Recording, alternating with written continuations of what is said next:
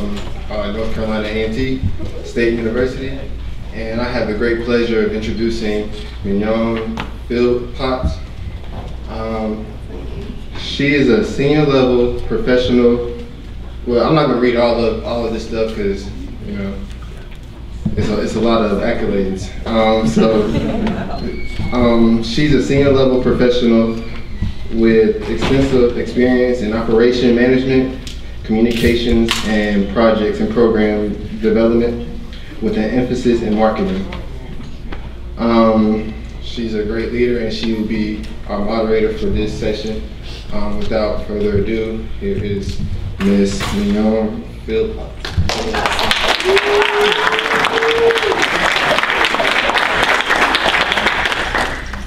Good afternoon.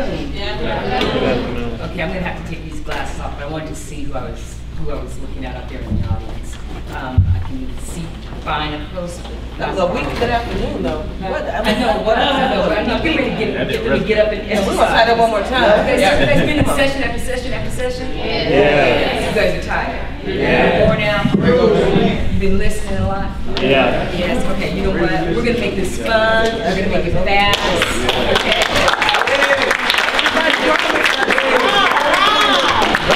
Interactive, not no dog and pony. We're going to ask some real world questions that you guys can actually apply to your lives and use so that when you walk away, you're like, hey, okay? And then we also want to know about you. So I'm going to be fast with the introduction of our panelists, okay? But since Stacy said that was a week, good afternoon, I'll say it again.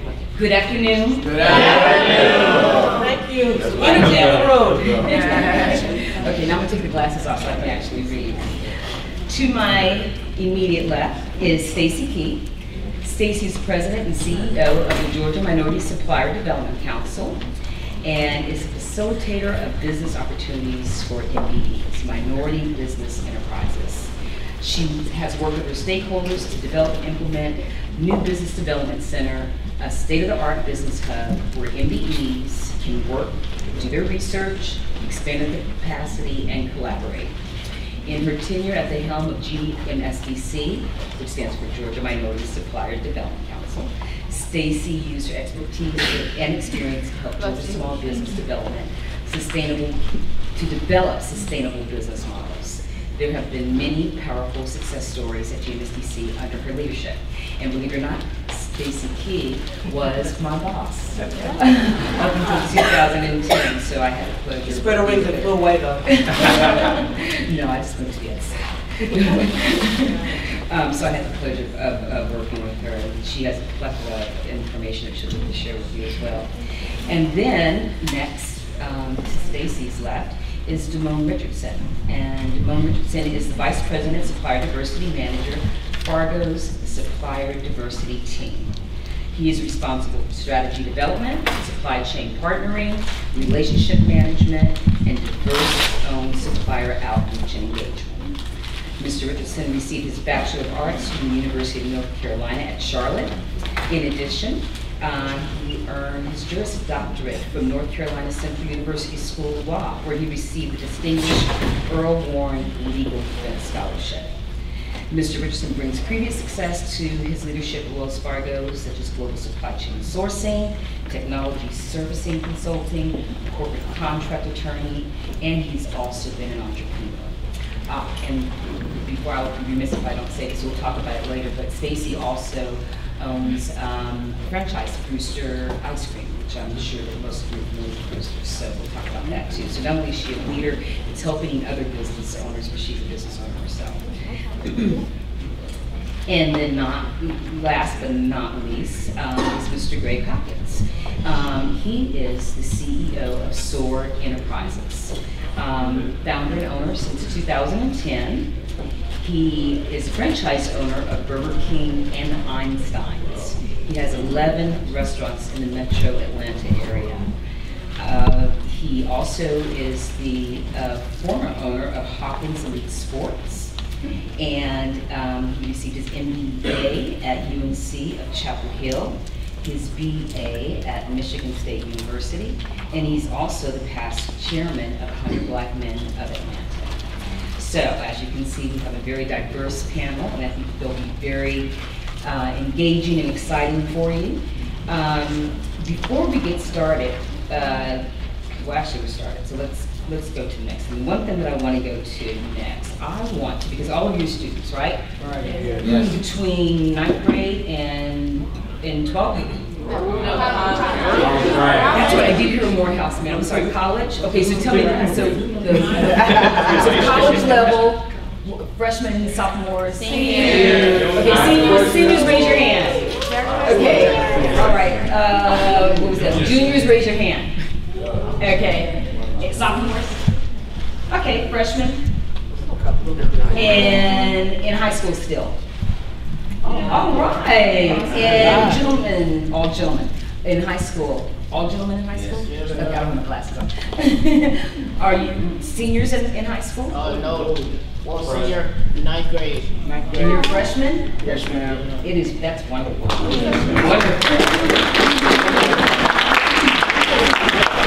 I'm going to find out about you guys in just a minute, but I do want to kind of break the ice with the panel and ask them a question, since all of you are currently in school.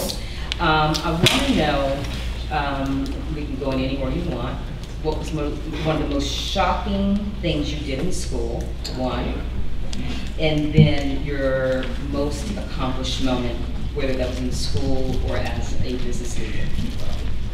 But brief.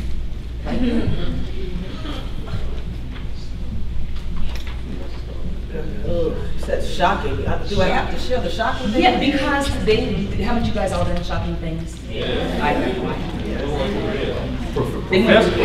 Professional shocking, social shocking, what In school, while you were in school. Okay. I know, when you say shocking, you know that. Okay, the most embarrassing, surprising, shocking, your parents would be like, oh my goodness. Okay, so, and I have one, as you see what I'm trying to not tell it. A group of us had gotten together and we were enjoying some beverages. And we enjoyed far too many beverages. Honest. I mean, I don't know if I'm be that honest. Go ahead. you want honesty? Yeah.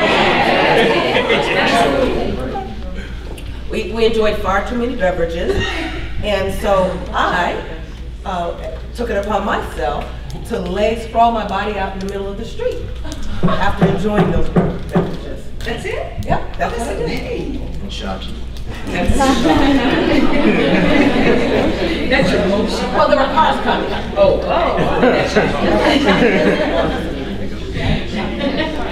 Gentlemen? So I think the most shocking thing I did in college was I tripped and fell in a public place.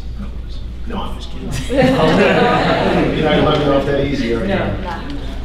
Probably the most shocking thing I did in college. I was probably a nerd, I guess would probably be the best way to describe me in high school. I always got good grades, never got in trouble. I was a good kid. When I got to Michigan State, I went to a performance by Omega Psi Phi. I think you know where the story's going. And my freshman year, I said, man, I want to be one of them. And so I got there in September, and I think I went online, which now you can't pledge as a freshman, but I went online by probably, I think it was November. And by December, I remember going home on Christmas break with a bald head, purple and blue stuff on at the time, paint, boots. And I remember my family looking at me like, he has absolutely lost his mind. We are very concerned about you, and we are not sure whether your priorities are in line. I tried to assure them that they would be. In fact, at that moment, they probably weren't. But bad things happened academically after that, but I was able to pull it back together. But the truth of the matter is, it was, sure there's a lot of people that pledge, but for me, it was a far cry from what they experienced with me growing up as my parents. And for that matter, my brothers and sisters. But that created balance. It did. I think they realized I was willing to step out of the box. Right. So we did it with a brand. I do have a brand. I pledged by myself. I was a home dog. At that time was crazy too. They go, you're doing what? I pledged for a full year. I was online by myself for a year, and, you know, so the story gets a little rugged. But eventually I crossed, and, you know, for 3 years of college, I had a great time. So Awesome. that was much. Very good. Thank you. Well, Greg, you and I actually share a lot in common, and I'm gonna excuse the fact you said that. Just a second, an Omega man just walked in the room. That's tough. So I too pledged my first year of college. Not a great thing to do. Don't pledge. In fact, they don't really allow that now. So I made a lot of transitions my first year of school. I really tried doing that. So I started out at Morehouse. I talked to a Morehouse man over there. I started a business. Decided I wanted to start a rim shop in Charlotte. So I'm driving back and forth between Charlotte and Atlanta, sometimes 3 and 4 o'clock in the morning. Ended up transferring from Morehouse to UNC Charlotte to keep the business going. Ended up having to sit out a semester because of the impact on my time, my grades, trying to run a business, was online just like Greg for a year. So way too many transitions, and calling my parents and telling them that is not what they want to hear, man. But all of that really, I think, made me stronger, you know, just being independent and dealing with some of the decisions I made and still making it all a success. Thank you for sharing your stories. That's great. Now, it's your turn. Okay, let me see if you can do this in 25 seconds or less, because I figured it out. There's about 35 of you, right? So if I give you each 25 seconds or less, because you know about us, right? All right, we want to know about you. 25 seconds or less, that's pretty quick. To say your name, your first name, okay? And what school you attend, and why you're here today. Is that okay? Can you do that? 25 seconds? Where are we going to start? Okay. Let's go. In the middle, random people. Let's start here. Okay, go ahead, stand up. And stand up. 25 seconds, Mom, count. My name is Aaliyah Cummings. I attend Dillard University of New Orleans, and I'm here to learn how to become a better leader. Okay. I'm Nicolai Golden. I attend Dillard University in New Orleans, and I'm here today because I'm great and I want to become great. Hi, my name is Joy Simeon. I attend Dillard University as well. And like Aaliyah, I wanted to know how to become a better leader. Hello, my name is Katrina McNeil. I attend Jarvis Christian College, and I'm here because I want to enhance my leadership skills. My name is Christian. I attend the North Carolina Agricultural and Technical State University. And I'm here to learn how to be a leader from great leaders. My name is Taylor Morris. I will be a freshman at Bethune-Cookman University, and I am here because I take every opportunity that's granted.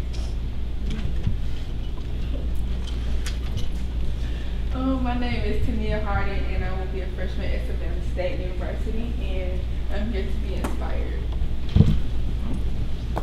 Hello, I'm Khalil Hall. I'm a graduating senior at Dillard University in New Orleans as well. I am here to push myself out of my comfort zone as well as develop all sides of leadership. Hi, my name is Jasmine Watson. I'm a student at Dillard University, and I am here to enhance my leadership skills and also get networking. Hello, I'm Marcella Price, a graduating senior at Dillard University, and I'm here to obtain all the information I can to take back to my school to help lead the rest of the students who weren't able to come. Hello, I'm Rami Shum. I go to Dillard University, and I'm here to learn how to make a change. Hi, I'm Aisha Crocker, a graduating senior from Bowie State University, and I'm here because I want to find my path upon graduation as well as network. Hello everyone, I'm Ava Davis. I go to Dillard University, and I'm here because I want to be successful and learn about successful people. Hello, my name is John Davis. I go to Jarvis Christian College. I'm a junior, and I'm here because people sacrificed for me, and I'm hoping that I'll find out how I can make a difference in my community. Hi, my name is Cedric. I attend Jarvis Christian College, and I'm here because I want to hone out my leadership skills that I already have to help others. Hi, my name is Kennedy Mack. I'm a rising sophomore at Spelman College, and I'm here to learn how to become a better leader. Hi, my name is Frankie, and I attend Dillard, and I'm here to network and share ideas with other students and learn ideas. Hello, my name is Daquan Bradford. I'm a student at Morehouse College, rising junior, and I'm here because I want to hear the testimonies of all these great leaders so I can pour back into the youth. Good afternoon, everyone. My name is Corey Hardeman. I'm a 2014 alumnus of Morehouse College, and I'm here to pull in a lot more leadership abilities to help myself. Hi everyone, my name is Danielle Carter. I'm a junior at Spelman College, and my goals with being here at the Institute is to raise my profiles, build connections, and to connect with future change agents such as myself.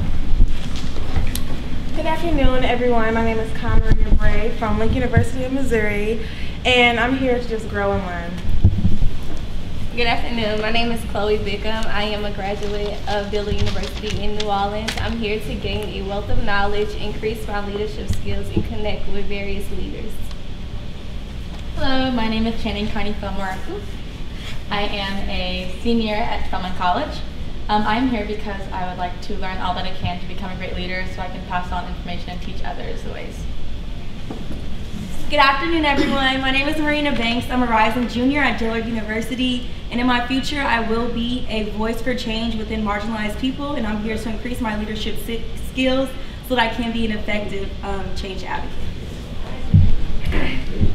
Good afternoon. My name is Devontae Pruitt. I'm a freshman at Savannah State University, and I'm here to be able to change lives. Good afternoon. How you doing? My name is Tadaro Beverly. I'm a junior at Dillard University, and I came because I figured it was the opportunity of a lifetime, and I want to be a part of it, so that's why I came.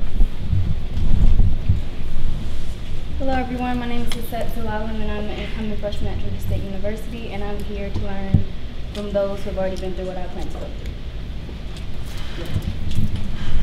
Good afternoon, my name is Mariah Mosley. I'm a rising senior at the illustrious North Carolina Agricultural and Technical State University. I'm here by the grace of God to network, learn, and prosper. Good afternoon, my name is Osama Haskins, and I'm a rising ninth grader at the Petty School in New Jersey. I'm here to learn how to become a good leader. Hello, my name is Matthew Meadows, and I'm a rising ninth grader at Holy Innocents, and I'm here to learn how to become an effective leader, go through trials and tribulations to be where I want to become. Hello, I'm Matthew Peterson. I go to Grady High School, and I'm here to, I'm a rising senior, and I'm here to expand my horizons.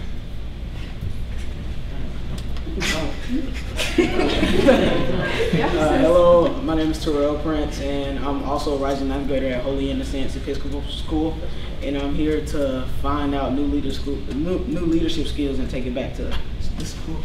Got it.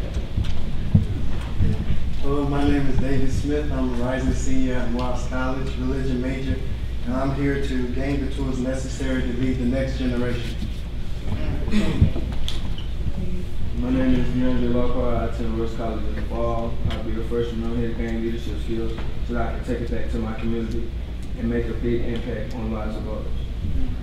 Hello everyone, my name is Taylor Martin. I go to the unsinkable Albany State University, and I'm here because I lack confidence in my leadership abilities and I want to gain confidence in my leadership skills.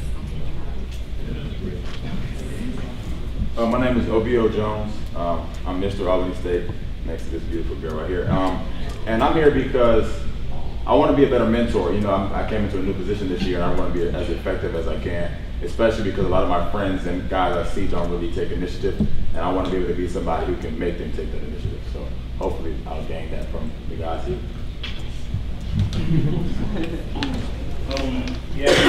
My name is Shirley Epworth. I attend Payne College, and I'm here because I want to be future pioneer for future generations. Greetings, everyone. I am Gia Dorsey, from a rising senior at Kane College, and I am here because I was blessed with this opportunity, and I want to be knowledgeable about effective and ethical leadership, as well as network with some of these amazing student leaders. And I just want to leave a legacy of leadership as you all are doing, and I just love it. I'm just grateful to be here. Good afternoon, my name is Devontae Warburn. I'm a rising freshman at Russ College, and I'm here to not only break the cycle for my family, but for the future generations as well. Good afternoon, my name is Jimmy Baptist. I too attend the Regal, North Carolina Agriculture and Technical State University. And the reason I'm here is because I hold Andrew Young and the panel in the highest regard. And when God opens the door for you, you have no choice but to walk through. Amen. Amen. Wow.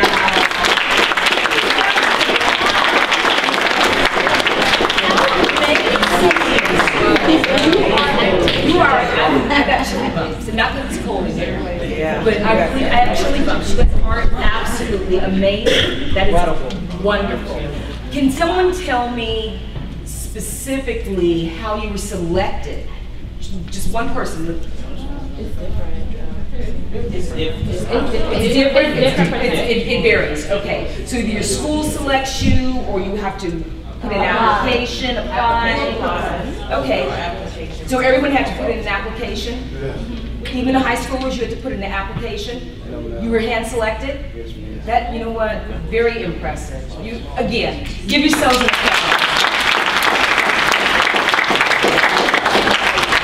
Yeah, you guys are awesome. All right, okay, let's get into the thick of things.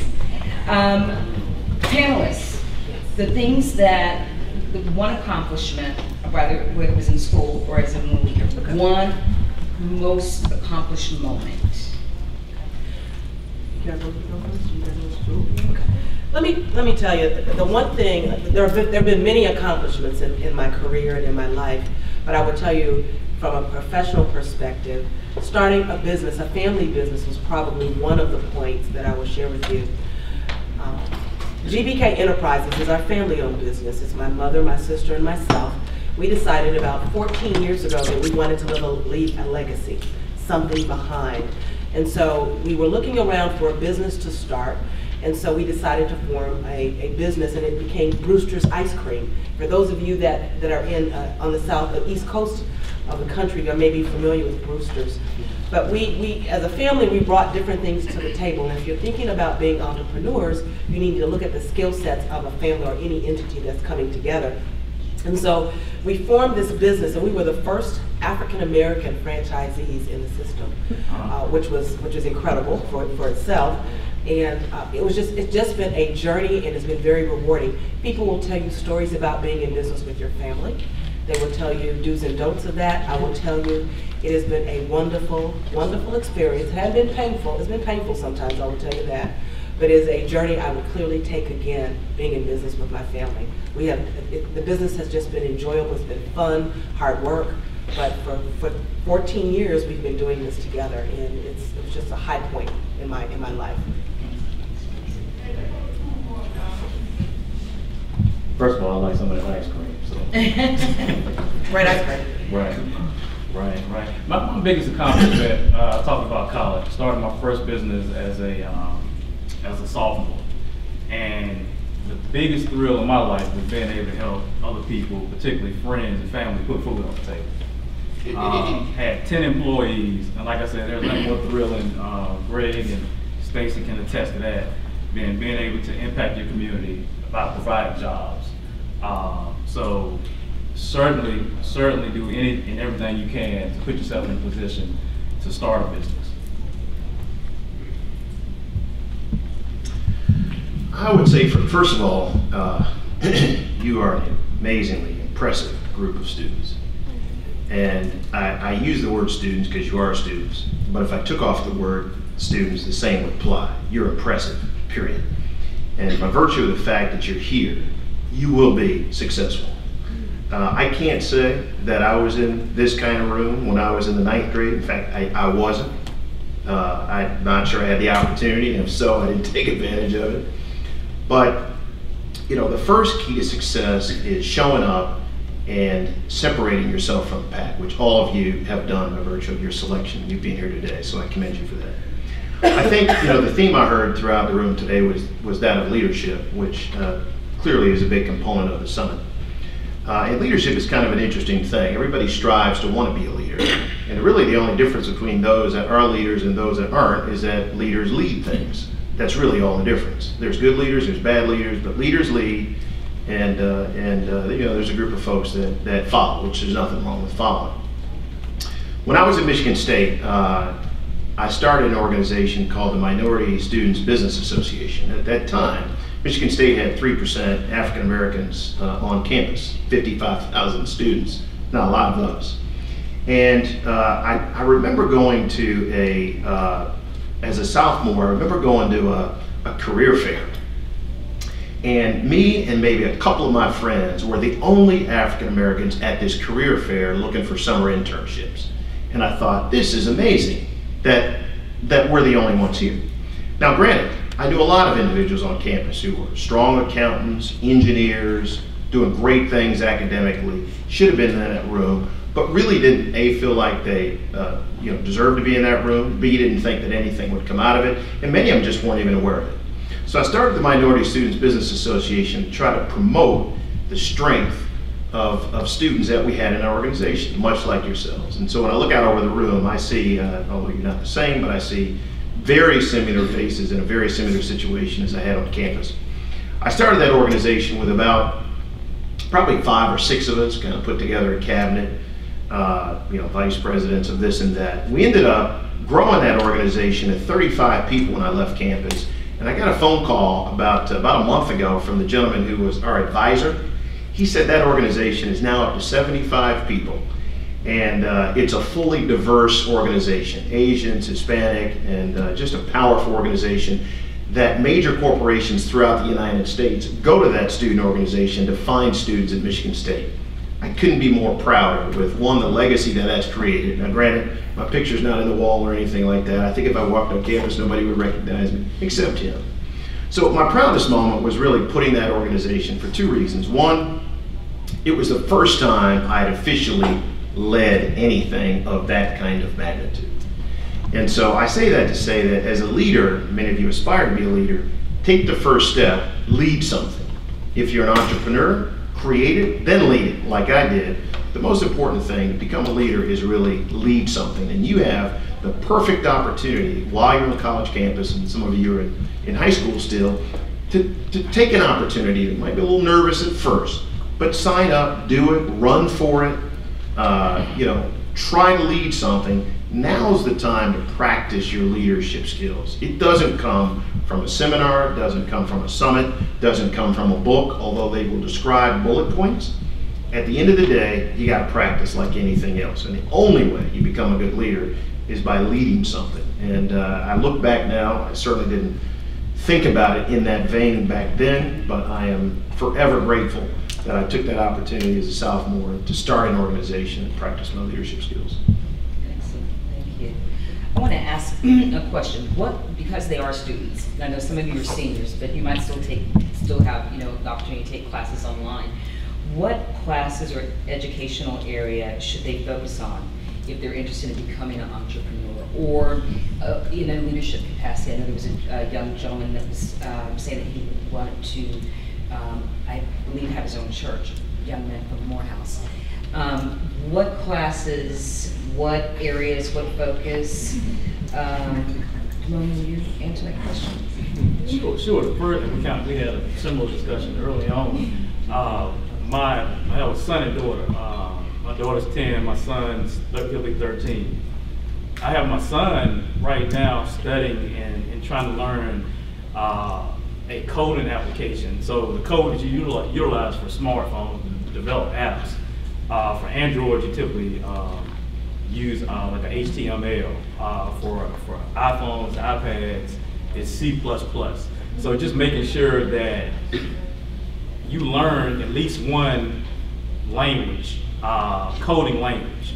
Another thing is make sure you learn one business language. So find a place that you love to go, someplace you love to live, whether it be Barcelona or South Africa, and immerse yourself. Get your parents, get somebody to sponsor you on the trip. A kind of a language immersion. So two things, two languages. One, a coding language, and then two, a business language. The coding language is important because there are millions of dollars made developing smart applications. I mean, you've heard about, you guys could probably, somebody name one, where somebody just sold a business for $1 billion or anything. Somebody, anything come to mind? Yeah, I heard about 4 Beats. I heard about 4 different things.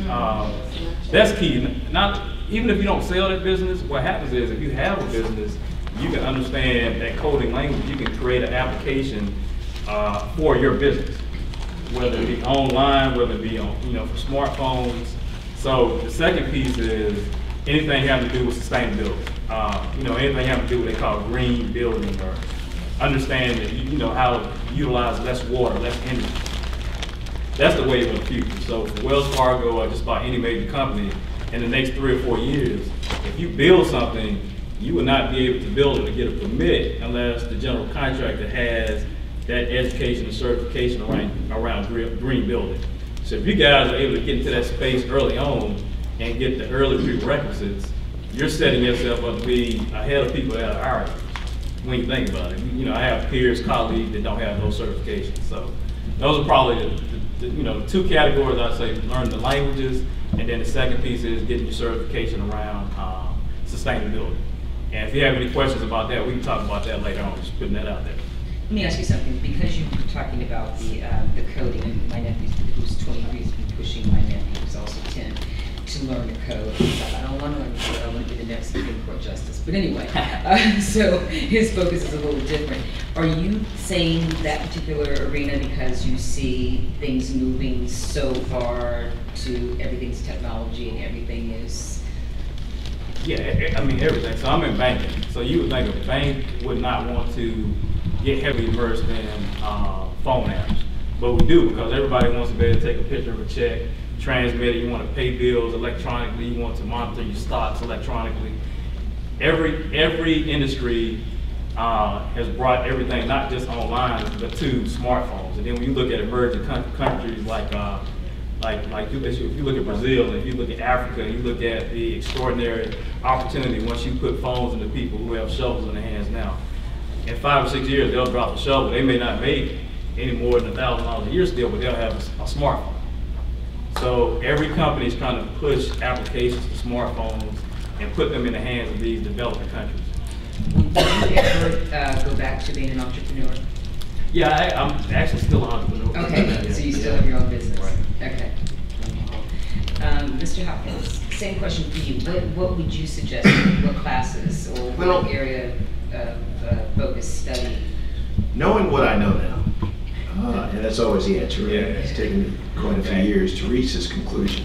You're fortunate because you're at the beginning of this learning. I think there's really 2 types of kind of entrepreneurs.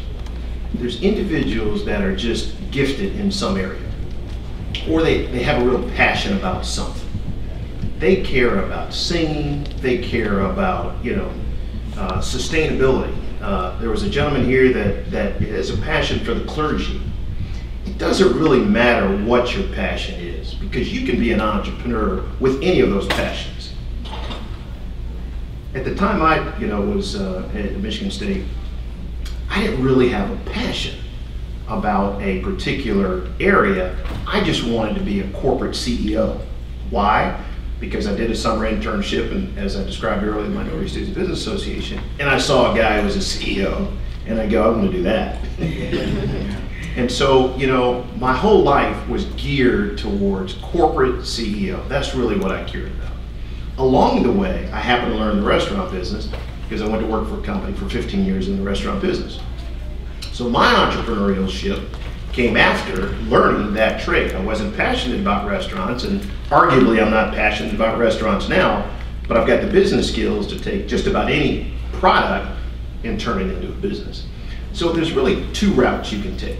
One, if you today have something that you're very passionate about and you believe that others will pay a reasonable amount of money for it, there's not much you need to study or do. It'll come to you. You look at Jay-Z and some of the entrepreneurs that started out with a passion, they figured business out along the way. He's a CEO, he's as good as any CEO who got an MBA and learned it. He did it because he knows that business inside out. So one, if you really want to be an entrepreneur, think to yourself, what is it? Forget what the person next to you might say about that. It's very impressive to say, I want to be an engineer, or those kinds of things. But don't fool yourself with this one. Think about what you really, truly are passionate about, care about. People, if you ask someone, well, what does this person really care about? They'll tell you, because others know you not far better than you know you, but they'll tell you what you're really good at. That's the thing that you were given as a gift that you will ultimately be the most successful doing. If you don't listen to that and you go do something else, at some point, you're going to come back to that very passionate thing. I know guys that are in corporate America, but boy, they play the guitar really well. And they go, my passion was always to be in a band, but I'm just doing this job. Well, don't waste your time. Go do that. You'll be far more successful at that thing you're personally good at. That's one route to entrepreneurialism. Go do that and study that. I think to her point is, become really knowledgeable at that thing. The other option is, like me, I wasn't passionate about anything other than a career path and a job that I saw out there. So I did everything I could to get to that job. Built my resume, went to college, got an MBA, moved up in corporate America. I did all those things. And then I realized, and I wasn't as fortunate as you to have somebody here talking about being an entrepreneur. Somebody said to me, gee, you're just as good at running our restaurants, you run them yourself. So with my business experience, I acquired those restaurants. So I become an entrepreneur late in life. I was probably entrepreneurial even within the company, but I wasn't in fact an entrepreneur until I made that acquisition. So I say that to say, if you like engineering but aren't passionate about something in engineering, like an app or otherwise, then study engineering. You'll find something out there that you can then turn into a business. But that's kind of second stage entrepreneurs. The most successful entrepreneurs are the ones that start out at the age of 18, 19, and 20 that found something that they're passionate about and they know others are passionate about it, and they take the risk, which is a huge step in entrepreneurialism. They take the risk and pursue it at this point. Look, if you made $30,000 or $50,000 a year today with your idea, I think you'd be happy with that.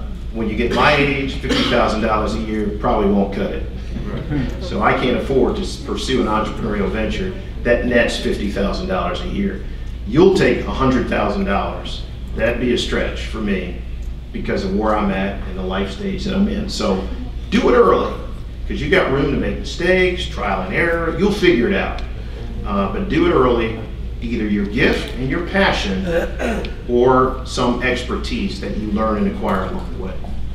Stacy, do you think that there are particular characteristics of an entrepreneur, like when you like you can say, that's an entrepreneur, when you meet? I do. And some people are cut out to be entrepreneurs and others are not, and it's okay. Entrepreneurs are those people that no matter what, they've got this passion, this burning passion for something, whatever that is, and no matter what, it's do or die. They're the ones that don't mind staying up 12, 14, 18 hours working on some particular issue of the business.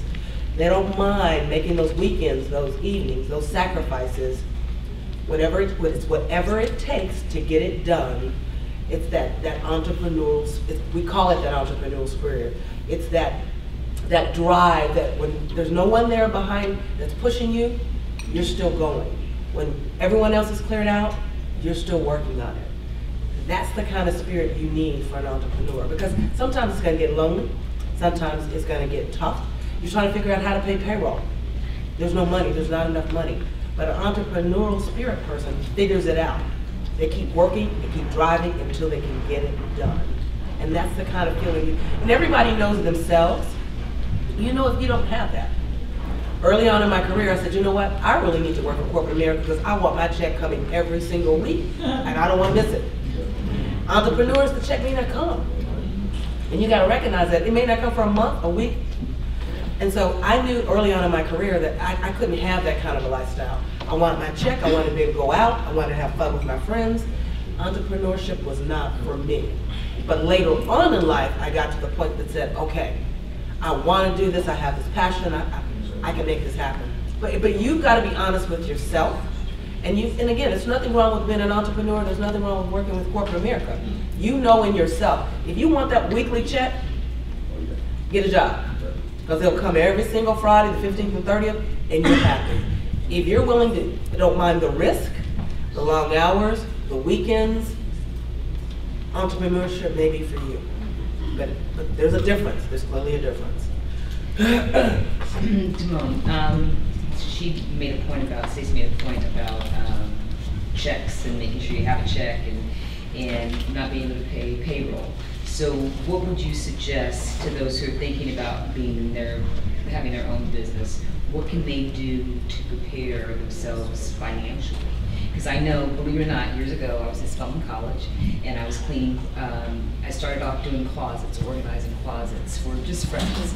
And somebody said, do you know how to clean? I'm like, of course, I know how to organize closets, I can clean. So I started cleaning. Then one word of mouth, next somebody else, and all of a sudden I have all these clients.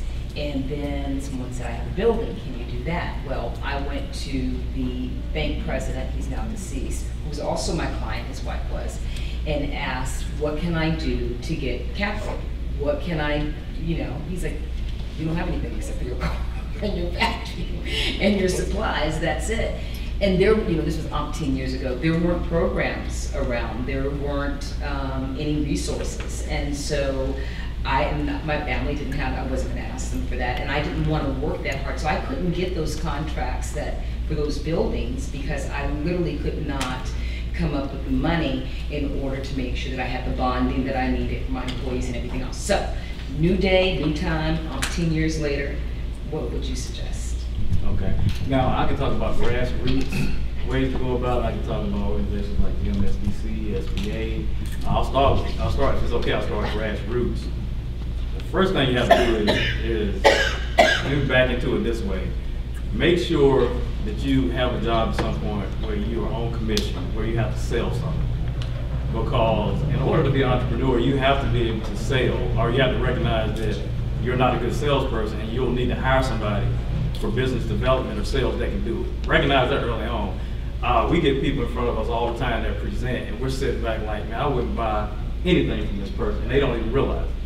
So this is important because in order for you to go to any organization to get a loan, or even for you to be able to go to a family member and have them loan you money, the first thing that a bank will say is, well, how much money are you making now? What are your accounts receivable? What contracts do you have? If you've ever watched Shark Tank, anybody seen, raise your hand if you watch Shark Tank. Friday at 10 o'clock. Awesome. Keep watching it. That may be the best show on TV for someone who wants to start a business. In fact, let's make a comment. Mr. George, there may be a Shark Tank concept that can be added to this. That would be a good, I think. That'd be real. That would be. And let them, their ideas, bringing out some of their new ideas. That'd be great. Look for some investors. You guys got some ideas what some investors might be interested in? That might be a good component to add. Yeah, it would because if we're a panel, if we're Shark Tank, the first thing, we'll let you guys go through your presentation, your pitch, and then Stacey will probably say something like, well, how much money did you make last year? Absolutely. How many orders of those t-shirts came in the last month? So you need to be able to sell and demonstrate that you can basically afford to pay that loan back. Before anybody, whether it be your Uncle Johnny, nobody's gonna loan you money until you can demonstrate that you can keep that business going. So that's the biggest piece of advice. Have a strong sales team or be a good, strong salesperson yourself.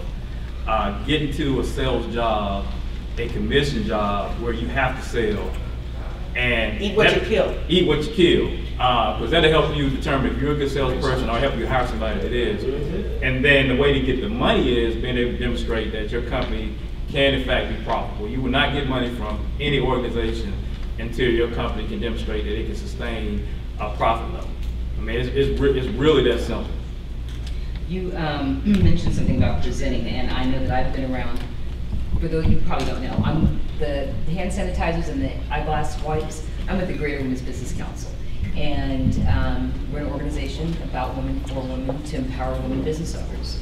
And my whole existence there is to inspire, to engage, and again, to empower them. And one of the things that I still find to be fascinating and disturbing, actually, is I get in front of women business owners who are very successful, they're seasoned, they've been in business for years, they're making money, but they cannot present their business. They cannot talk about their business. And one of the things that I have always suggested is either take an acting class, take a speech class, so that you are comfortable with your presentation skills, so that you can tell someone quickly. And you all did a fabulous job talking about who you were and from the schools that you were from, and just your tone and personality and everything came through. So you're all definitely, I agree, all leaders are on your way.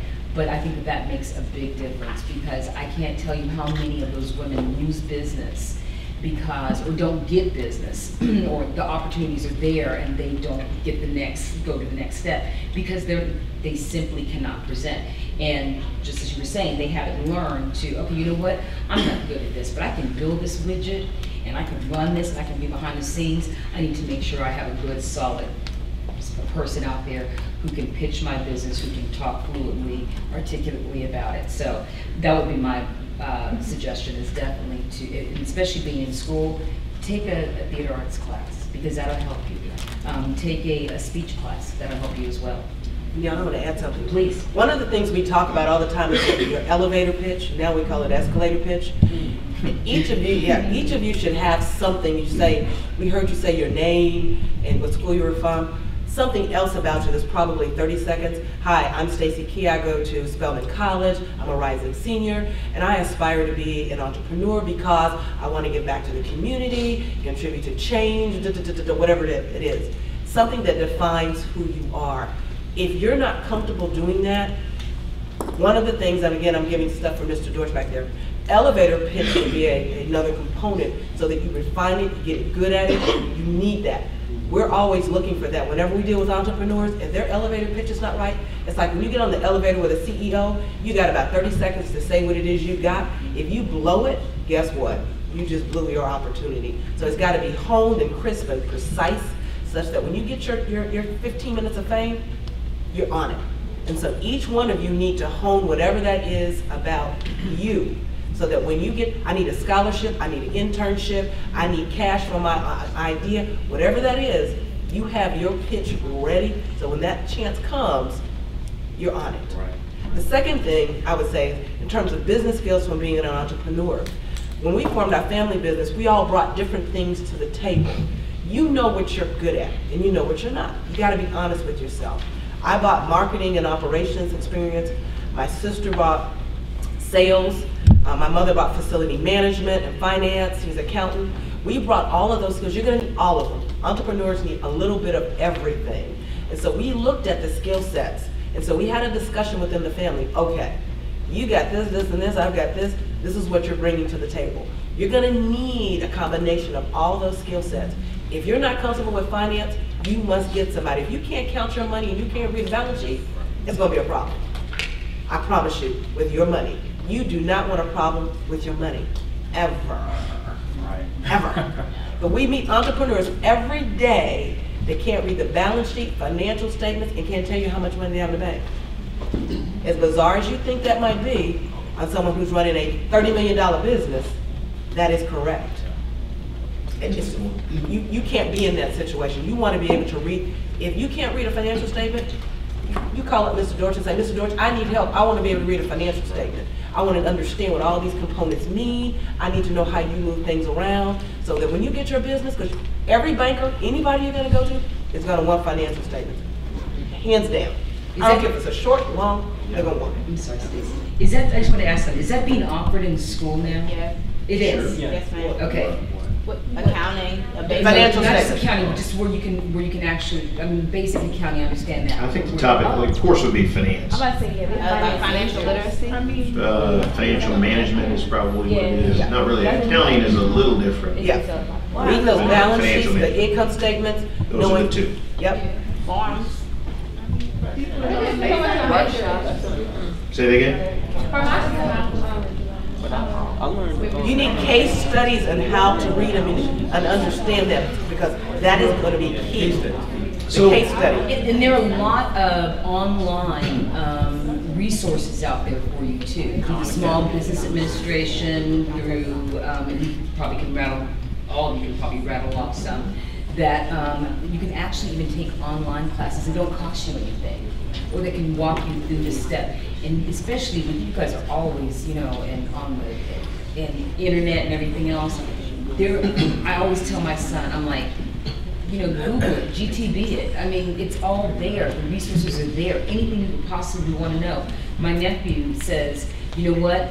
If I'm looking for something, he's in finance and in IT. If I'm looking for something, I'll Google it. Some sites I might find 20%.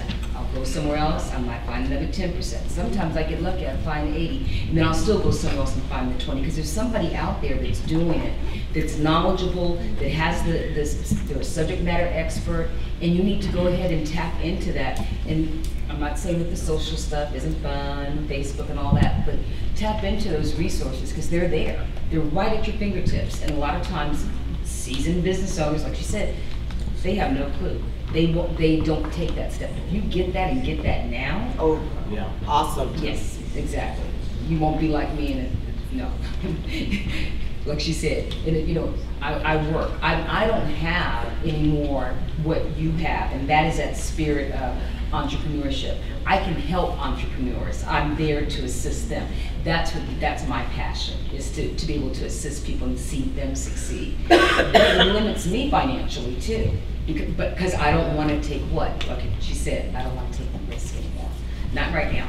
Maybe later on, my son's out of college if he ever gets out. Absolutely. I also want to know. So, if I want to add one more point, and you know, entrepreneurialism is certainly an exciting, ambitious, and as you go through, you know, the wealth of this country, you'll see that entrepreneurialism is one of the primary forms of accumulation of wealth. Unfortunately, though, there's a lot of entrepreneurs who make very little money and are quite frankly broke. So when you think about entrepreneurialism, don't think about the exciting results that come from it. Entrepreneurialism is actually a very basic business model. And I do agree that taking a finance course to really understand what, you know, expenses and revenue and profit look like. That's it, not rocket science. But the only way you'll be successful as an entrepreneur is if you have a product that people are willing to pay for more than what it costs. That's it. And so you can overthink it.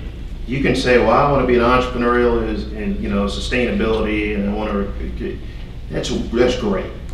But what is the product that you're selling? Who's going to buy it? How much are they willing to pay?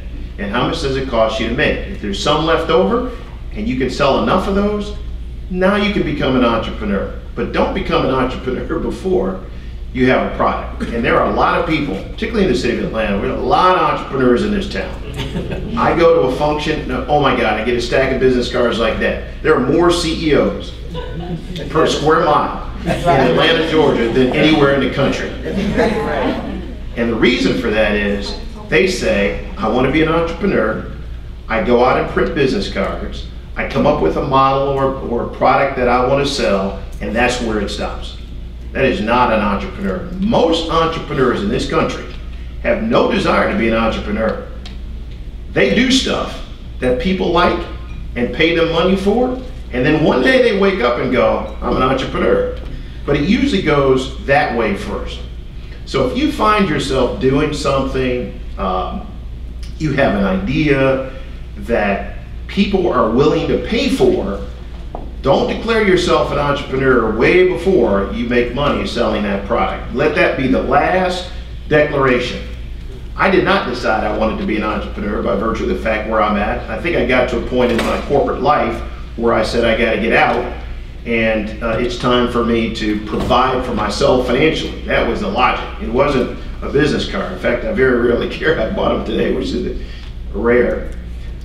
But I did it because it's a means to an end, not because I wanted to promote myself as an entrepreneur. In fact, this is the first time since I've been an entrepreneur that I've ever spoke publicly about being an entrepreneur. And I only did that because Tommy and Prince called me. So I don't think of it that way, because both of them made the point. If you're an entrepreneur and you don't have enough money to eat, you really aren't an entrepreneur. Your business card may say that, your friends may know you to be that. That is not an entrepreneur.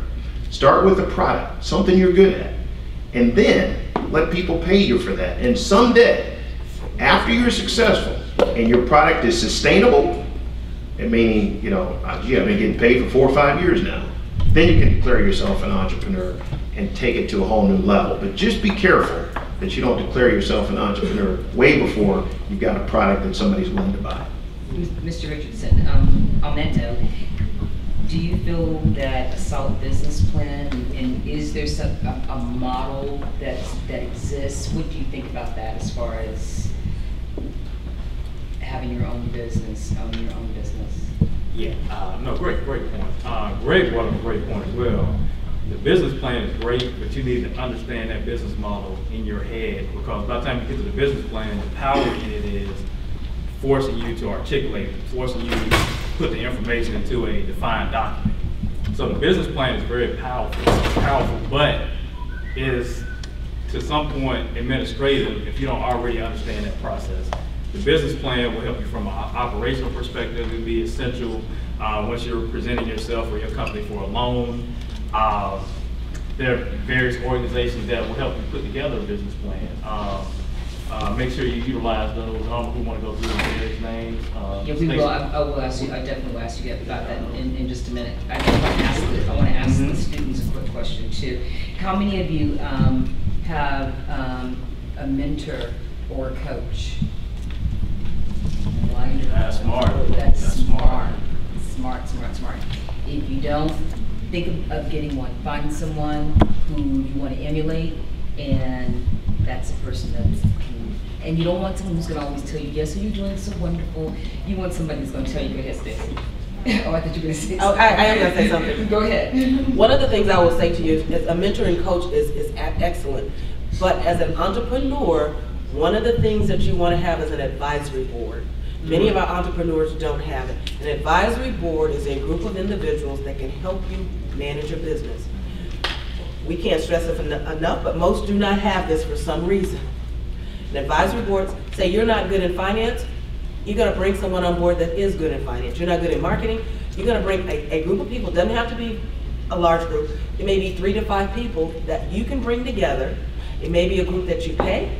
It's not Mama and Pookie now, okay? For sure. It's a group of people that can give you solid business advice. And it's people you trust, people that are going to tell you, no, that's not a good idea, we're not going in that direction.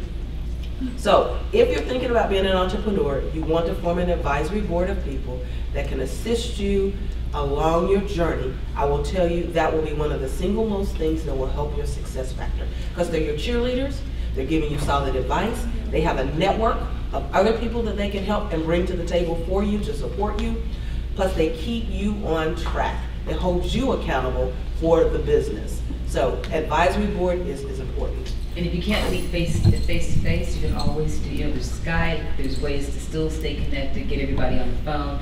Like Stacey said, you don't necessarily have to pay an advisory board, or you may. You might be in the position where you can. And she said not Mom and Pookie them, but if Mom and Pookie them are sharp and on it, I would never take them. Because again, she does too. She's an entrepreneur who has a business with her parents, with her mom. Yeah, can't help both, Mama and Pookie. Either Mama or Pookie, but not both. Excellent. Another question. We talked about the business plan and the model. I want to also talk to you about franchising and what does that look like, and is that an area that they should explore? What are the opportunities in franchising? And both of you are so mega franchising. That's right. What came over. So franchising is really the route for somebody who wants to be kind of a professional entrepreneur. You don't really have a good idea unless you can turn your idea into a franchise. That's a different type of franchising. If you say, hey, look, I want to be an entrepreneur, I want to make a lot of money, that's okay to say that. In fact, you need to say that. Don't be bashful with that. But you don't really have a skill, you don't really have a product. Coming up with one feels like a big risk. The 4 or 5 you came up with, people shot them down, not going to make money. Then franchising is the way to go. Why? It's turnkey.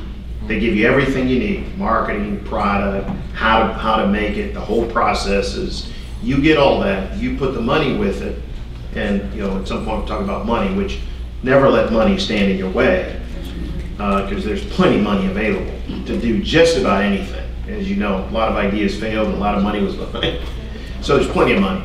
But franchising is more of a turnkey. I always say today, somebody asked me the other day, if you had to do all over again, would you have opened a restaurant when you were 25 or 30, or would you wait until you know what you know now? The answer is, oh my God.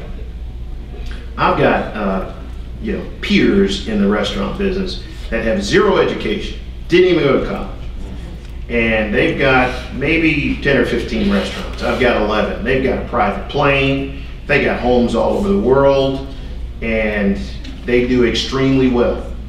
There's a lot of money to be made in franchising because the model, which we spoke of earlier, profitability, is already there. You're not the first to do this. All you have to do is run the business, hire good people, make sure they follow the processes, flow the dollars to the bottom line. So I think about my son who's going to school at University of Georgia. He wants to go to law school, JD, MBA. And I encourage him to do exactly what he wants to do. But if he ever came to me, which I wouldn't offer this to him, I feel like less of a dad and a business person if I did it. If he said, I'm just going to graduate from the University of Georgia, and then I want you to help me get one restaurant, would you do that for me? Oh my God. Because by the time he's 35 years old, he'll be a millionaire several times over. One of the reasons, a sidebar, one of the reasons why I started this restaurant company was I realized that there's a lot of African Americans in the hospitality business. In fact, it's probably 80-90%. It's a big percentage, particularly in fast food, where we've grown up as hourly employees, became a manager, and now a general manager. Out of my 11 restaurants, 7 of my managers have been general managers for probably 15 years. That's a long time to be a general manager. Each one of them is fully capable of running that business and becoming a millionaire in 5 to 7 years if they owned one of my restaurants. But they don't. They don't know how, they don't know what to do. And so one of the reasons why I started this is I want to help them do that. I want to transform my 11 restaurants in ownership for each one of my managers. And my goal is, some of it's self-serving, because if I can sell them to them, then I make the money on the transaction. But then they have a business that they own, and I tell them, you'll be a millionaire in 5 to 7 years. The way you'll be a millionaire, but that sounds crazy. You pay off the debt, and then you sell the business. So by definition, the business will be worth $1 million in 5 to 7 years. It's like a house. If you could pay off your house that you paid $500,000 for, I'm just picking a number, and you could pay that house off, the mortgage, in 5 years, and somebody approached you and said, I want to buy your house for $500,000, you're worth $500,000. So, it's hard to convey that, because in our minds, education is important, and it is. Don't get me wrong, you never know what's going to happen with this entrepreneurial thing. You always want to get a job and a paycheck. But I'll be honest with you, if you have the courage and you're willing with the low, expense, amount that you need to continue to life at this point, which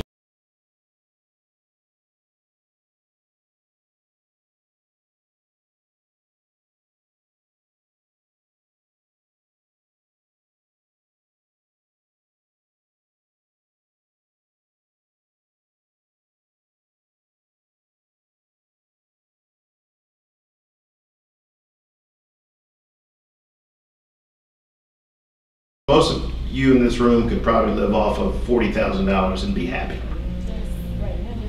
Yeah, we can't. That's a big advantage, because if you owned one Burger King, which is very easy to get, and we'll talk about SBA loans, you can get a loan to buy a restaurant with only putting 10% down, which to buy a Burger King restaurant is probably $500,000. So maybe put 50 down. You get some family members to put that 50 together. I'm kind of working through the math for you to show you how simple it really truly is. Okay, $500,000 does not sound simple. It doesn't, but 50 is what you're responsible for. Gotcha. See, he provides the other 40. Yeah. But he's only going to Not personally, but he's only going to provide the other 40 if what? There's not many ifs. But Burger King is a going concern. It's a national brand. There's not a bank in America that won't lend me money to buy one more Burger King. So if he had just started a Burger King, would a bank like Wells Fargo be prone? I did it. Yeah, I did. I picked up the phone and called Regions Bank and said, I want to buy 11. And they go, great. We want you to buy 11. Yeah, we have a whole department for franchise. Wonderful. Yeah. Okay, so See, banks make money off of lending it to you. They don't make any money if it's sitting in the vault. Right. They give it to you, you pay them 7%. That's what they're in the business of living off of, is that 7% interest. So my point is this, you got to figure out really what you want to do. If you just want to be rich, and somebody said this to me the other day, and he was right. He said, do you want to have a lot of money, or do you really want to be rich? And I said, I really want to be rich. Too late, you know, not necessarily too late, but he was talking to a person who was actually about 24 years old. And this gentleman looked at him who was 24 years old and said, I just want to make a good living. And there are really two groups of people. Do you really want to be rich, which takes a lot, or do you just want to make a good living? And so you got to kind of decide where you're at on that. Franchising is probably more for somebody who wants to make a good living and wants to become kind of rich. A millionaire, which to you is, I'll take it. But you know, Jay-Z, Beyonce, $80 million a year, that's a different kind of rich. You're not gonna get there with franchising. So, there was a word that you mentioned too, that was, you said turnkey, and I don't know if that's a terminology that's used in everyday life now in school, but it wasn't when I was growing up, and I was wondering if you all knew what turnkey was, and I wanted you to explain. So turnkey, when you buy a franchise, they give you a manual, tell you what to do, how to hire people, what each person's gonna do. Let's pick an example. Burger King is probably a little more complex, but think about, there's a yogurt shop, owner of, I think, Menchie's Yogurt, just sold it, and he started a juicer. So he's got in his place kale and carrots and, you know, those kinds of things. He blends them together, and for $5.75, he sells you a drink, which I gotta tell you, it's a lot better than burgers, fries, onions, tomatoes, and all that stuff. He will sell you a franchise. And all you have to come up with the money and get all that squared away, but then he shows you how to take the kale, put it in a blender, how to make all the products. He'll show you how to lay out your counters and where the chairs ought to go so that they look like everybody else's that have that brand. And then you do what you do. You sell, you get excited, you get customers to come in, you take care of them, they give you money, you put it in the register, you pay your bills, some left over at the end of the day. So when you think about a franchise, it's about that simple. It all comes like that. They train you, everything's done, but then you've got to take it from there, which is people, hiring the right people, making sure they're customer friendly, and all that stuff. So it's like business in a box. It's like business in a box. Okay, Stacy, and what about you? Was that the same experience that you had? Well, yeah, in franchising, well, we found a great product that people wanted to buy, but the advantage for us in looking for a family business was we wanted, as Greg said, an established system. We wanted to mitigate our risk. And when you get a franchise, it mitigates your risk. It's already laid out, you have all the product, you know exactly what to do, it's a cookie cutter. You open up shop and they will come, assuming you've got location, location, location. It does matter. And so we happen to have a great location, great product, and they were just swarming the building. Okay, pitfalls in franchising. The pitfalls in franchising, just like the rest of the pitfalls in life. You don't execute. You're not passionate about it. You can't lead others. Those kinds of things. There's probably general pitfalls of franchises, which are a lot of business issues. You chose the wrong location, hire bad people. You chose a concept that nobody really likes. It sounded good on paper, but people hate kale beverages, that kind of thing. So there are some risks associated with choosing the wrong brand. But again, you got to think about you and be true to you. What is it that you care about? So I'm not that into kale drinks and organic as much as I should, but some of you in the room that's your life. You love that body, you like the thing, that's just you. You'd be perfect for that concept because your customers would go in and you would go, oh, I do this, I run, I eat oats, I never eat cheese and milk. All I ever drink is kale. People go, oh my God, then give me that. If I was in there, they'd go, I'm not buying it. You're just trying to make money. So find something that fits you, because you have to be the product. All right. I want to give enough time because I know you guys have questions. Exactly. I want to give questions. Yes, right here. Stand up and say your name. So we can keep perspective. My name is Obio Jones. I go to Albany State. My parents have been entrepreneurs my whole life.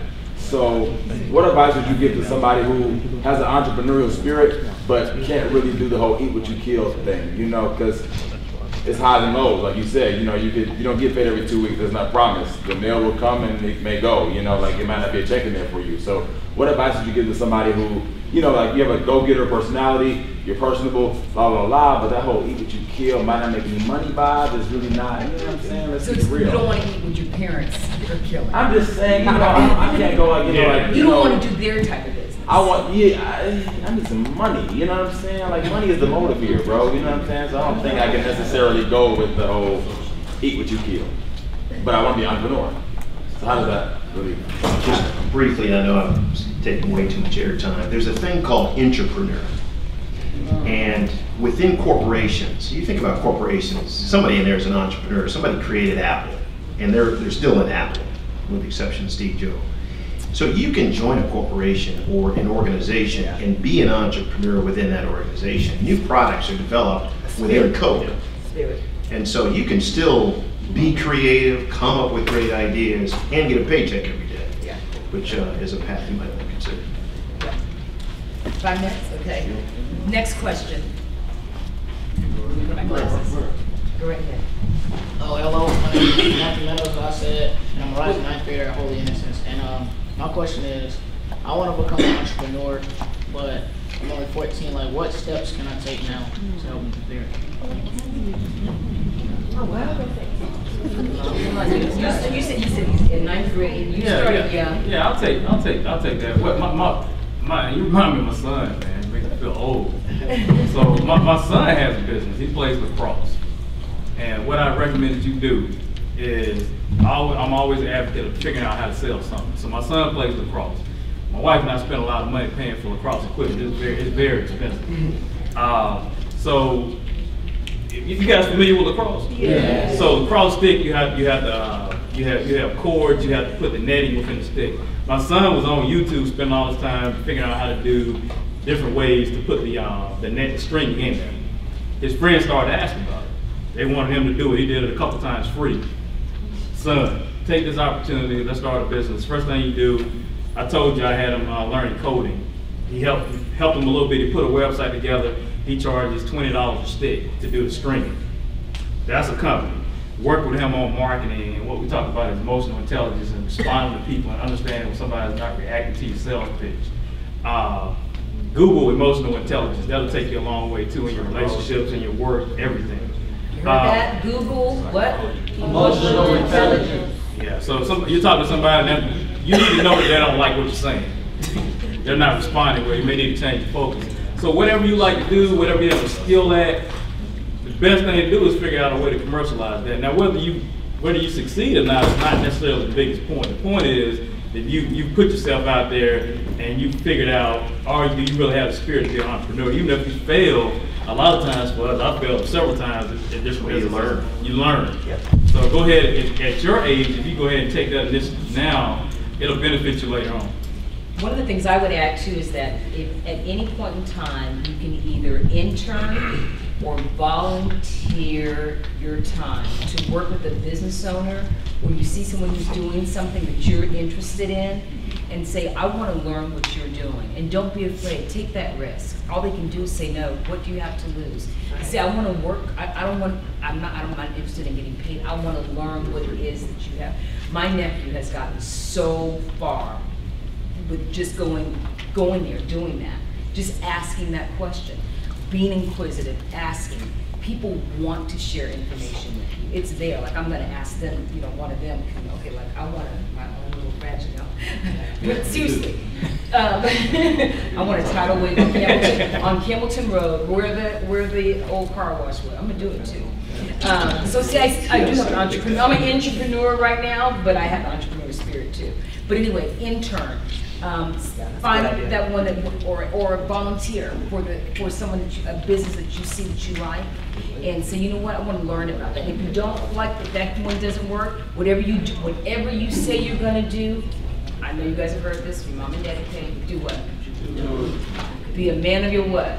Or a woman of your exactly. Absolutely. So follow through, do it, be there, be on time.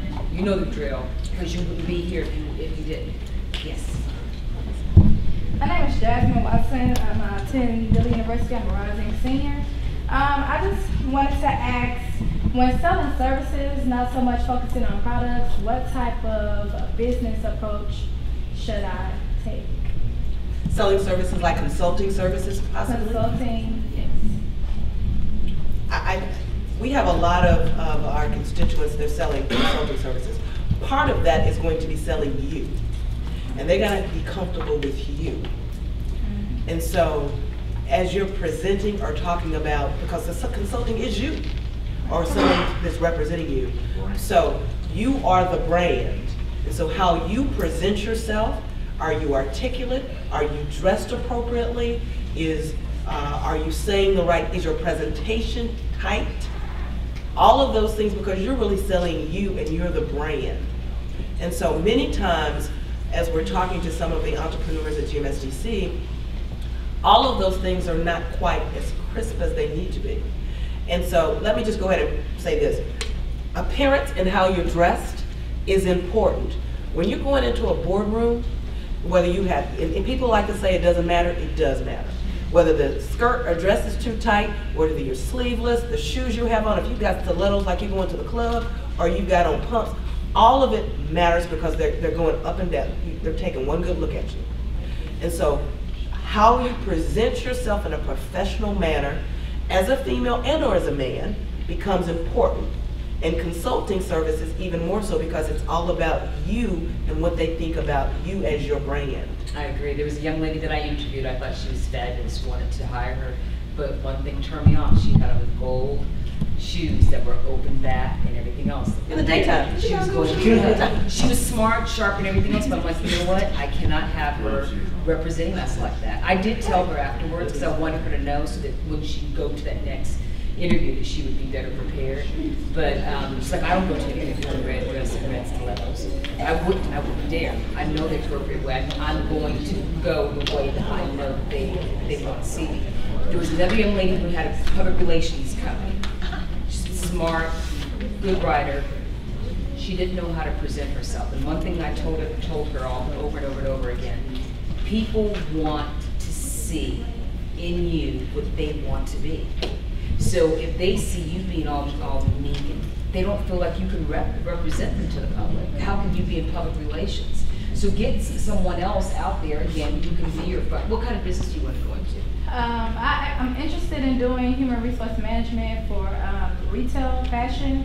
And I wanted to use that to open up my own styling agency to like promote. I feel like if you look good, then you feel good about yourself. So Google people that are in that space, look at how they look, and so it gives you a model of what's acceptable, And again, as somebody coming into the business, you're gonna take it down a notch and be a little bit more conservative because you're not in the space.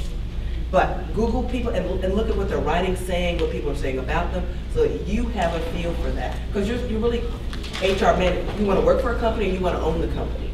Well, initially, just to get my feet wet, I want to work within as a human resource director for maybe like a Nordstrom's, Saks or something like that. That way I can build the right connections to network, and when I do start my business, I'm able to maneuver and kind of know. You a senior now? The plan for yes, ma'am. Okay, because I would have suggested to Mignon's point that you work in the store. So that you have a feel for what's going on in the store, because HR, they know what's going on at the ground level, at the floor, so you can see how that, and interface with the associates, see what they're saying. What's it like to work at Nordstrom? Nordstrom's happens to be a partner with us, because they have a culture. Does that culture fit you? I think it does. Okay, so you've already done the research, which is excellent. Making sure that culture fits who you are, because sometimes it doesn't. Walmart, some people say the Walmart culture doesn't fit them. Low price, low every day. Oops, not me. But now, tell me what if you could go into business today, forget the learning process and seeing others do it for just a moment. What is the business you want to do? My passion is, I'm all about fashion. I'm all about, like you guys said, presentation and presenting yourself well. I feel like that's a major success factor in, in business, period. And so the first thing a person is going to know about you are going to judge you by is your appearance. Yep. So if you can walk into a room and you look well, I feel like, you can assert yourself before even opening your mouth. So I'm interested in. What do you want to sell? I want to sell, styling services, like basically We're getting close now. closet organization. I'm also interested in, a lot of people have a hard time with putting themselves together. They have those things, but they don't know how to put it together. So I'm interested in helping them do that. I'm interested in doing like portfolio. What school are you at? You here in Atlanta? No, Dillard. I was going to give you a chance. You can do me, girl. So you got a client. Just so I'm clear, your dream would be to help someone who has just challenges with putting themselves together. They pay you, you put them together, help them find the clothes, and you make money off of that transaction. There are people doing that today. There are people doing that today. Yeah. So don't waste your time with HR and all that. Go right to the person who's doing it. Look, you all have great ideas in the room, and I'm sure there's a lot of creativity, but the chances that you have an idea in your mind that nobody's not doing right now is slim. So go find the person who's doing that, who's making money off of that, see how they get customers, see how much they charge, see how easy it is. You'll find how easy it really is, because most people are lazy. They just like, look at me and tell me what to buy. Go find that person and copy that. Now in the meantime, if you need to eat, then get a job. I get that. But go find a person who's doing exactly what you want to do today. And start styling your friends, because you style your friends, you do it. Okay. People start charging for it too. Right. Or start styling their mothers. Yeah, so make a portfolio so that you got, so people say, well, where have you done this? Make your portfolio. I've done this, this is before, this is after. So start doing that. Right. Start doing that now. So you've already got that in place. Do your before and after, absolutely. I wish you were in Atlanta. Yes, sir. And then I'm going to take that last one because I know we're running out. We ran out of time now. Good afternoon. How y'all doing? I'm from New Orleans, Louisiana. My name is Darrell Beverly. I just wanted to know how you all were able to stay aggressive and persistent in your business, and how were y'all able to be fair as far as like dealing with competition and like that, stuff like that, pretty much. Let me just say this. My personality style is aggressive. So it's, it's Demond and Mignon, they know me right now. So it's something that's innate within you. If you find that you're not aggressive, assertive, or you're not a go-getter, you need to, you might want to get somebody who is. I am hungry. I will chase you down. That's the kind of spirit you need.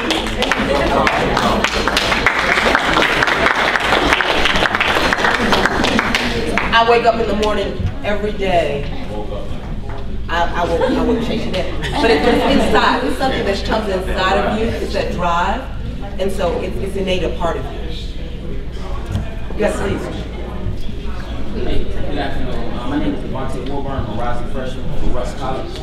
My question is, as Black entrepreneurs, what are some of the obstacles you have faced coming from? I come from a financial stable background, and I heard you guys say, you know, take out loans or try to bring some of your family members together to try to get that certain amount of money that you need to start that specific business. So, let me make a question. Why don't y'all? You make friends and family, but you know what? I don't know this program well enough, but you could have a fund out of this. Everybody here. You can start a venture capital fund out of the students in here. If you dropped in $100 or $10 a piece, whatever. But you can create a venture capital fund out of the people attending this session. So can we all agree we can start?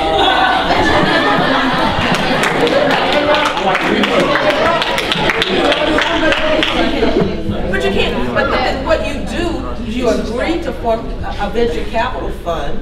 But then you also agree to get your pitch together. You come to organizations like me, you come to Wells Fargo, you go to SOAR, and you say, listen, we formed this venture capital fund and we're looking for some resources.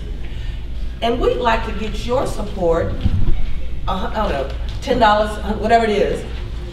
We've got a venture, because we're going to invest in the ideas in this room. We're creating entrepreneurs, we're creating this legacy, we're you make it up, okay?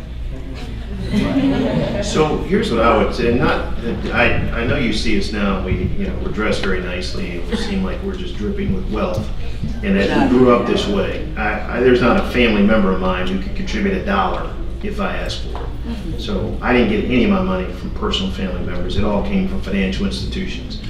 The one thing I'll tell you is, don't let money stand in your way. I know you feel like you got to go. It's not the case. The one avenue I would give you right now, that if you had an idea that you were looking for financing, is I'd go to the SBA. There's a gentleman by the name of Cassius Butts. He's responsible for all SBA lending in the Southeast. He's an African American. He is a member of Kappa Alpha Psi. I don't hold that against him at all. He's still a very nice guy. Made a couple mistakes early in life, but that's behind him now. Way behind him now. He wears nothing red. But here's what I'll tell you. If you go to an SBA lender, and you can just Google this stuff. This isn't like who do you know and networking and all that stuff. Just go online, SBA lender in Atlanta. And again, sometimes you're going to go talk to people and they're going to tell you to get out. You're going to talk to somebody else, they're going to tell you no. But every time you talk to somebody, you're learning more and preparing yourself for the next pitch. SBA is the easiest way to go, because not only will they lend you the money, basically they go to a bank to do the other 90, they'll help you with the 10% down that you need. So you can get into these deals for next to nothing. And you're not. They'll help you put your plans together, and all you have to do is tell them your product, your idea. Now, as I said earlier, you got to have an idea that people are willing to buy. You can't just show up with, this product that nobody in America is interested in but you. So should I make sure that like my particular pitch or my particular deal is patent? Because I know you can go out and you may pitch your deals awfully around, but in the city of Atlanta, it's a very gimmick city. Again, don't become too much of an entrepreneur too quickly. Okay. If you have an idea that you think is worth patenting, somebody had to have told you it's got great value. You went patent already. But if you haven't sold one yet, I don't know if it's worth patenting. It's a product. Yeah, but don't even work before you get to a patent. Make sure you have confidentiality agreement or non-disclosure agreement. I've seen a lot of people lose out on opportunities because they were talking about it around friends at a restaurant. Somebody overhears it. If they didn't sign a non-disclosure agreement, they can take your idea on the spot, and nothing you can do about it. So first thing is protect the concepts, and you can Google non-disclosure agreement. We can talk about that in this session. Real simple. It'll save you a lot of money. His background's in law as well. Yep. Protect your concepts. I used to rap, believe it or not. I lost. One of the reasons I went to law school is because I signed a horrible contract early on. I wasn't necessarily that good. I could dance better than I could rap. But anyway, I signed a deal where I ended up pretty much on the record label. So what I learned from those contracts and that whole situation was, one, make sure you got that A team, make sure you have an attorney, a CPA, make sure you have a team around it. There's another organization too, and I think that they're everywhere. I don't know if they're just here in Atlanta, but SCORE. When I was talking about someone that mentors or coaches, SCORE is an organization, and they're a group of retired business individuals from all walks, and they do a lot of volunteer work, and they can actually even put you with a mentor or with someone that has the interest that you, or has that focus that you're interested in. Okay, I know we've gone over. I hope we answered your questions. I hope you got some value out of this. Can you please give these?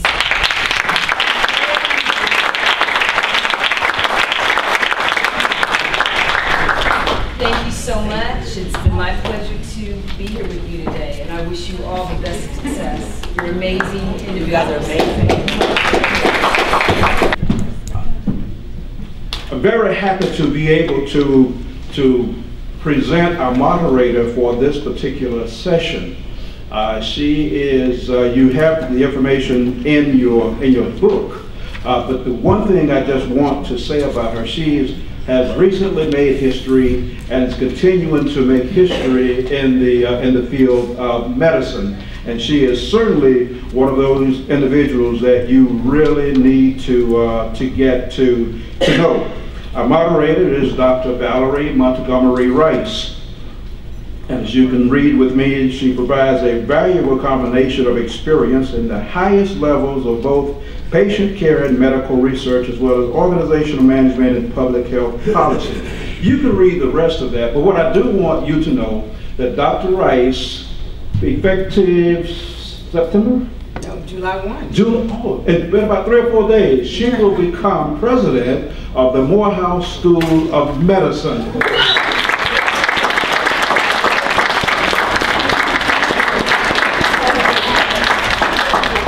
Makes her the first African American, I believe the first woman to be president of a medical school in this country. That's the history that I'm talking about.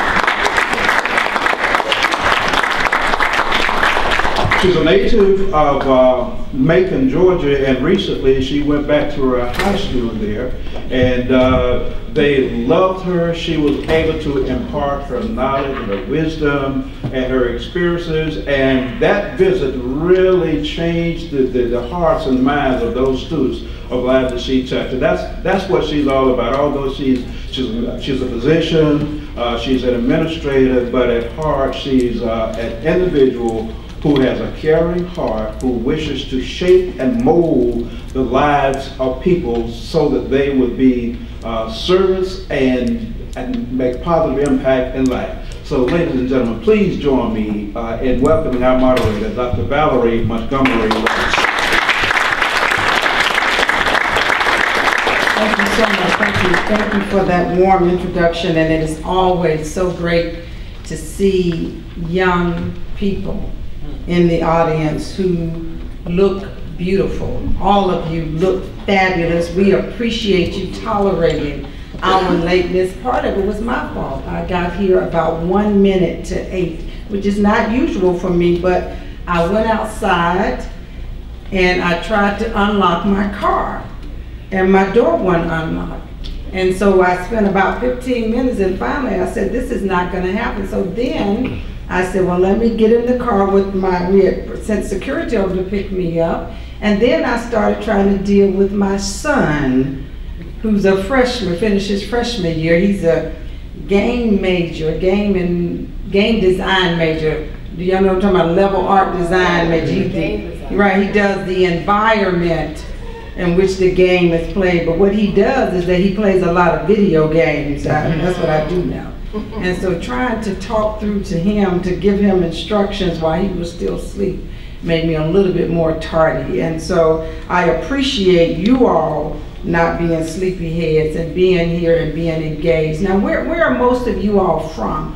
Name some schools. Shout out some schools from. Okay, all right.